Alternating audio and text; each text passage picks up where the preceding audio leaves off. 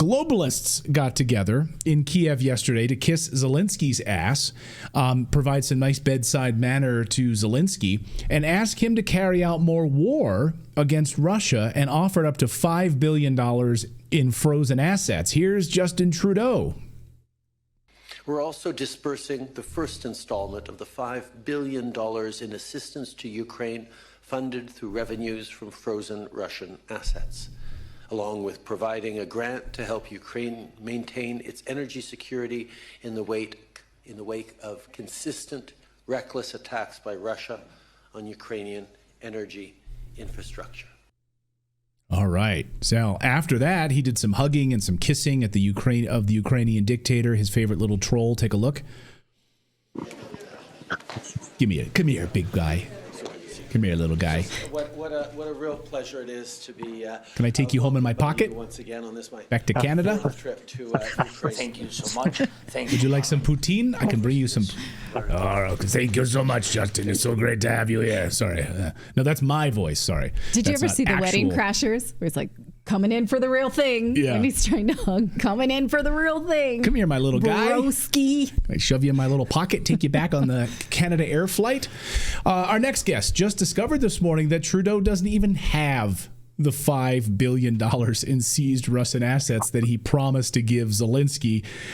Shocking that Trudeau is lying once again. David Clayton, independent journalist out of Ottawa, who also writes at the Post Millennial. He's got a great YouTube channel as well, Clayton's Right. He's been all over this. Follow David on X. So David, shocking. There's gambling going on in this establishment. He doesn't even have the money that he offered Zelensky in the first place.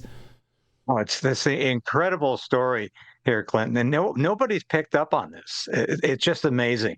Here's Trudeau over in Ukraine, aligning himself with the European Union. At the same time, Donald Trump is again threatening to invoke a massive 25% tariff on March the 4th. Trudeau poking his finger in Trump's eye again, saying he's standing with Ukraine. But get this, he promises Ukraine 30 light armored vehicles. Count them, 30. Now, if they're not destroyed on the battlefield in a week, Ukraine will sell them to the drug cartels. You can bet we'll never see those again. But here's the kicker. $5 billion. $5 billion he says he's going to send in assistance that he's going to take from seized Russian assets. So we had a look this morning to see exactly how much money Canada has actually seized from Russian assets. You know what that sum comes to? It comes to about $140 million. It's about $4.9 million short. Even when you include what the RCMP calls transactions that can't be completed, it's less than $500 million.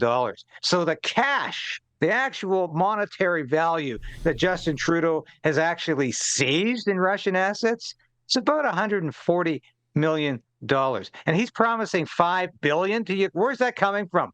More taxpayer money down the black hole of Kyiv to keep this war going. Justin's war. He wants to keep this war going as long as possible.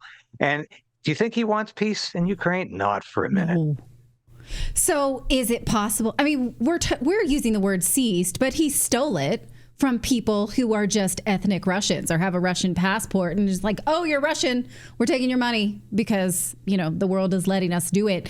Maybe he has a plan to steal it from somebody else. Maybe he can go into Russia and do some thieving. I mean, you never know. He could take all that fentanyl money that's coming across the Canadian border from all the Chinese shipments that are coming in. Maybe he could get some fentanyl cash. Could he be stopping on the way back to do some burglary, possibly? Well, I totally agree. We talk about this as like this is a legal action, and this is stolen money, of course.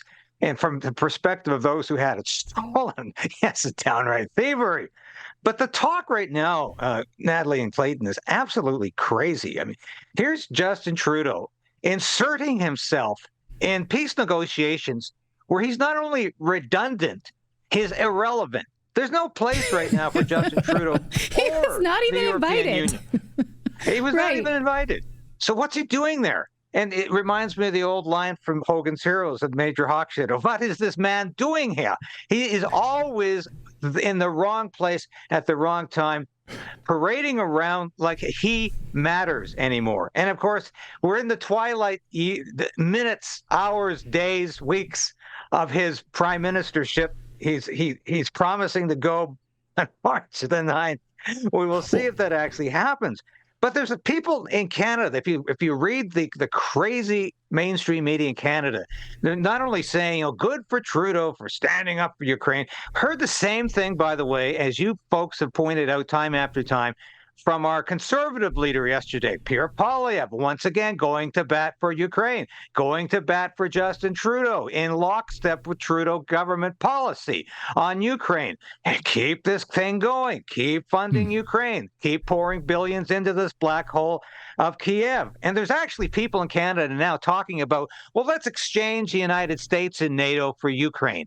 Let's move the United States out. They don't seem to be interested anymore. And let's just have Ukraine join this military alliance that will be basically Europe and Canada. Now, that's a recipe for a disaster, of course, because the only thing that sustained NATO for as many years as it existed was U.S. military dollars and military spending. So don't kid me that somehow Canada and Europe are going to invent a new NATO that they're going to be part of. And of course, if they do that, it's just going to make matters worse. NATO is a thing of the past. It worked well for much of the Cold War. It is a relic of history. It's time to fold NATO. It's time to shut it down. It worked well in its time. Its time has passed.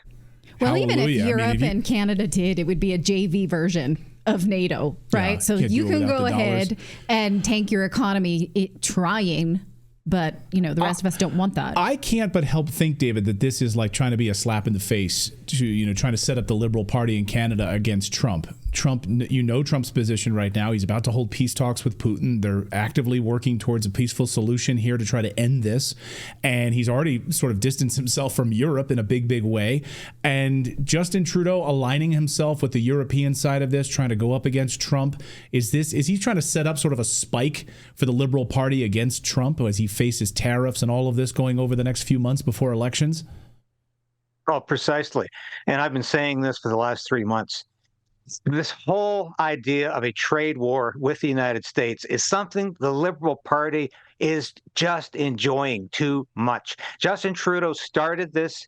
He loves the idea of a trade war. He loves the idea of telling Canadians not to buy American goods. He loves talking about retaliatory tariffs, even though this is going to be a catastrophic trade war that's going to send Canada into the Great Depression Part 2 with a capital G and a capital D. This is going to be devastating, but the Liberals love it because they don't want to run against the Conservative Party of Canada. They want to run against that demon Donald Trump and his American empire. That's what the Liberal Party wants to run against, and that's what they've been successful in doing. And this is why I'm telling Pierre Poilievre, and I'm hoping to interview Pierre Poilievre next week or the week after. I'm saying, introduce yourself to Donald Trump. He doesn't know you exist.